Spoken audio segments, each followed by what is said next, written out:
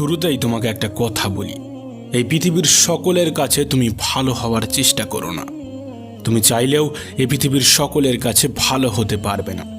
আজ পর্যন্ত কেউ তা পারেনি, আর তুমিও পারবে না।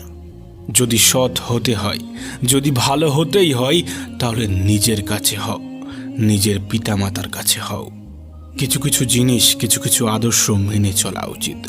তার মধ্যে একটি আদর্শ হলো বন্ধুদের সাথে কখনো বিশ্বাসঘাতকতা করবে না। শুধু তাই নয়, বিশ্বাসঘাতকের সাথেও কখনো বন্ধুত্ব করবে না। নিজের মধ্যে একটা জিনিস থাকা খুবই প্রয়োজন, খুবই জরুরি, আর তা হলো সৎ সাহস। যদি ভুলকে ভুল এবং ঠিককে ঠিক বলার সাহস তোমার মধ্যে না থাকে, তাহলে তোমার মধ্যে সৎ সাহস এবং ক্ষমতা কোনোটাই নেই। তোমার সাথে তোমার রবের সম্পর্ক সব থেকে বেশি গভীর হওয়া উচিত। এই পৃথিবীতে এমন একটা সম্পর্ক থাকা অত্যন্ত জরুরি, যার সাথে